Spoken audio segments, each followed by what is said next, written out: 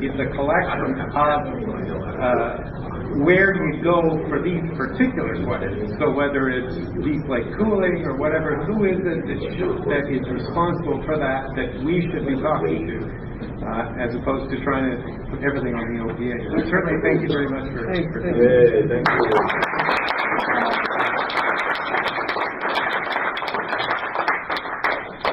Okay, you're stepping up. Come on, take over. Grab the attention of people. I spent 15 years with hydro and with Amir planning the last 25-year plan. And then in 1993, I said, this is crazy. We're wasting energy. As Greg pointed out, people leaving lights on. So I think the more we can learn about conservation and the more we can use technologies and people, because we have to educate the people about those. They've been doing this in Europe. I went to China with Minister Emerson. They're doing things that are way ahead of us with storage, with automation. Yeah, there's a cultural approach to things, and they're going to build coal plants, but they're also going to build more windmills than you can imagine. So there's no one right answer. And in terms of, post-carbon, as, I was holding up this article, okay? So here's Andy Frame, who's, Andy Frame, PN, consultant to the electric power industry, former senior advisor to the electric utilities. Now, his point is, if I pay you 80 cents on one side of the roof, and charge you 8 cents on the other, and it's a public power system, where does the 72 cents come from? So, as was written up in today's paper, it's coming from our bank account, the Ontario Financial Corporation. So, there's no right answer in terms of nukes, in terms of carbon intensity. As I said, you can do all the life cycle issues, and it depends on how you measure it, just like climate change. Go ahead. Yeah, well, you're right. The mixture supply mix has to depend upon the location and the country and all that. So the question is now, what do we do in the urban areas? Because urban areas consume the most. I mean, we all know that, right? And obviously, if you produce in the city, then the transmission losses are minimal. That's why there is a tremendous advantage for Toronto Hydro to go to the roof and make the photovoltaic, whatever it's able to produce. Can I just finish? Go ahead. Yeah. Right now, this city has a plan for building, light rail system?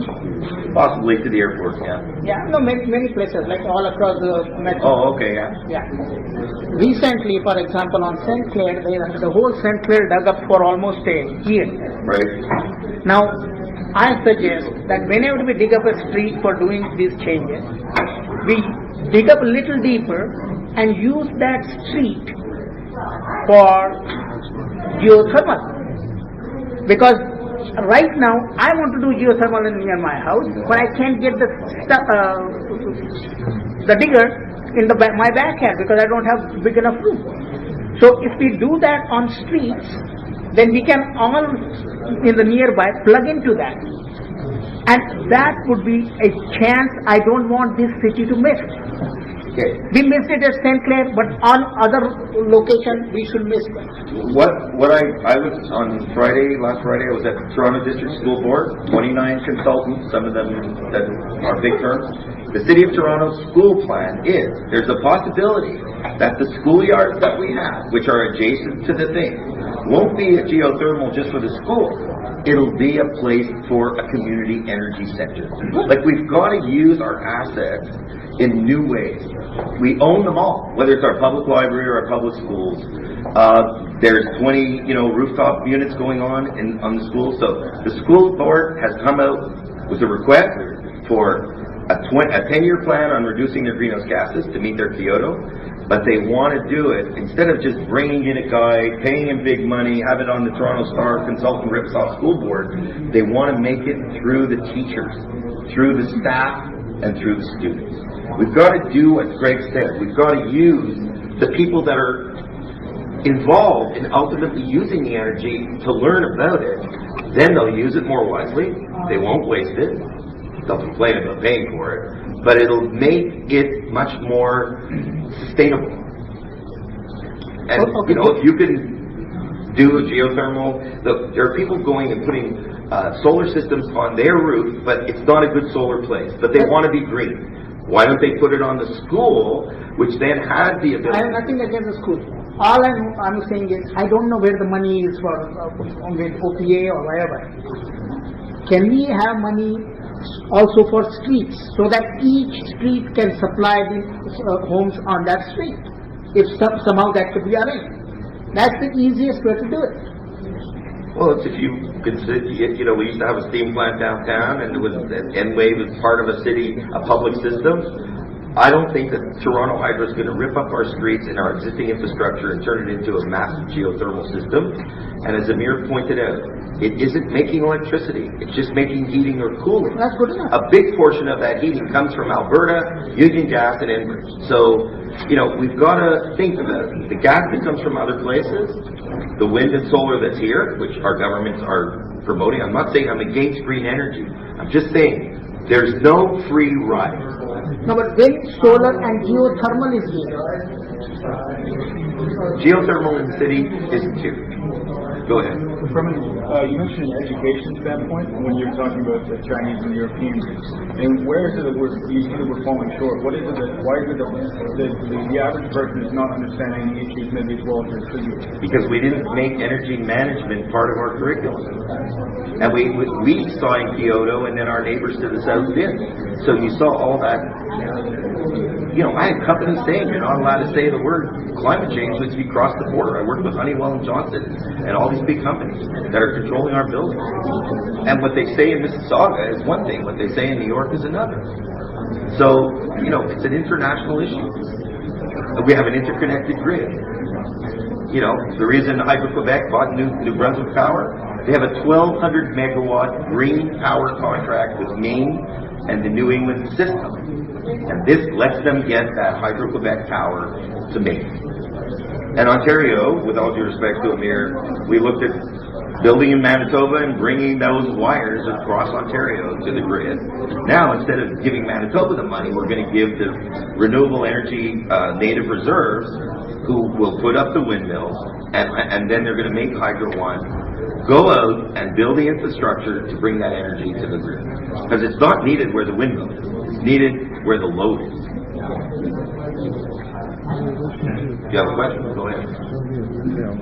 Well, I mean, what I asked earlier was whether they had specific data on different types of energy use, such as information technology, which is increasing, you know, some other sectors might be decreasing. Yes. So now, in relation to what you were just mentioning, the province has gone out and said 80 cents for solar, basically because it had to be that high in order to actually justify itself.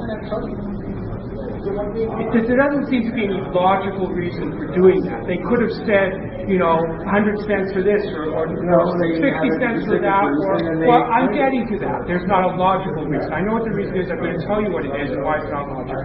They could have said any number of different prices for any number of different types of electricity, but that's not normally a good way to do things. The reason they're doing it with solar is because it's seen as a technological progress thing. But that was the same arguments we heard about nuclear. It's the same thing that gave us the slogans, better living through chemistry. Now, obviously, we don't know whether solar will or will not come down in price if they put this money into it. But it's the wrong signal to send. We shouldn't be sending the signal that it's expensive, it's not cheap, but it's a good idea to have more technology. I think that's the wrong signal to send, because that's, whether it works out in this particular case of solar or not, we don't know. But we know that as a general principle, we shouldn't be thinking that that's where the solutions come from. Okay, in terms of data centers, there's a massive program now that recognizes we shut down a factory of 50 megawatts, we don't make steel or whatever. My friends' factories are some that are closing because the jobs are now in China. And that becomes a call center for a massive data center. So I'm working with people right now who are building data centers that are going to use a ton of energy. They have to be reliable, and they're putting in their own generation. Their own combined heat and power. We're working on using the technology. We have tremendous opportunities if we look at what the Swedes did and what the Europeans did, but they did it because their prices were 25 cents and ours are 5 cents. In terms of peak demand, just on that, when I go to New Jersey, they said to me, David, don't you know that our demand charges are 40% of our bill? Our demand charges are 4% of our bill, or 6% of our bill. So when people are talking, why are they giving out $800 a kilowatt for summer peak? Because they'd rather give somebody in this building $800 to buy a better chiller than give the gas to Alberta on a plant that's down in the Portlands. Go ahead. Is anybody considering to install data centers as a heat source? Heat source? They give off heat as a waste product. Well, what we're going to do is we're taking the heat from the data center and we're actually putting it in an absorption chiller and using it to cool the data center. Like, we've got a loop that's available, and they're doing this in Europe as we speak. And therefore, you do heat recovery. We throw up every large chimney that you see. If you see a big chimney in Toronto, atmospheric chimney, it's basically your money going up the chimney. And when as the Amir said, gas was cheap, gas was not cheap. His last talk to us was about the uncertainty about gas prices, which he then used to justify the nuclear. Now, he's politically unable to tell you whether it's $826 billion or $14 billion, because that was a political Harper McGinty thing in terms of ACL and bailing out ACL. But I've been with ACL on other committees where we're on capital projects where they built the Korean CANDU on time, on budget, and got paid. And it's working. So, you know, today's newspaper, in addition to this article, there was an article about refurbishing Darlington and refurbishing Bruce, which they leased it out. There's no right answer. But you have to have, as he said, a variety of answers, because we are subjected to our political issues about the jobs we want here and the resources we don't have, which is we don't have the gas and we don't have Hydro-Quebec's James Bay. All the head is on the Quebec side, not here. So they've got to do what they've done, and that's why they think that investing in CANDU technology, 85% of the money is spent in Ontario. Yes, there are waste issues that have to be addressed. But so is the CO2 that's going up in the atmosphere from the coal difference. Yeah. Hi. When I discussed geothermal power before, I was referring to electricity. You drill down 15 kilometers where the temperature is about 300 degrees C, where you can run steam. Geothermal, for what you're saying, is being tried in the U.S. There are many places where they've done it. They've studied it. It's one of the options. It isn't just easy to drill down and middle of Toronto and make it happen. So they have looked at it. There's resources that they're trying to figure out how to get the heat, as you pointed out. If you go down, what's it, 15 miles, I think you said? 15 kilometers. 15 kilometers. But the same way they spent $1.2 billion just drilling a tunnel at Niagara Falls. Right. Instead of $980 million, they're up to $1.2 billion, and still haven't got the tunnel. Right. But once that tunnel is there, we have 75 years of more hydraulic power. 182 megawatts. Whatever it is, 180 megawatts, fine. So when they're spending our money, hopefully they'll spend it wisely on capital. Now, giving Samsung a deal, making the jobs, making the windmills here, exporting them. That's why we own $10 billion worth of GM, to make those workers still have jobs in Oshawa. There's no right answer. But there's no, I read in the Star that it's 21 cents for nuclear and these people at Hydro are crazy, or the OEB or the OPA. Once you take on the establishment like that without the facts, you're just believing one writer. So his job, and the job of the OPA, is to read all the dissenting views, and as he said, see what the minister wants. It's minister directed. And we can get them out of power by throwing them out, putting other people in. I was here when Bob Ray said we're never going to build nukes and we're going to do this. So we've come a long way just to get conservation. And to have him stand and say, yes, we're going to spend more money. And I spoke to Peter Love after he left, and he said there's $400 to $500 million.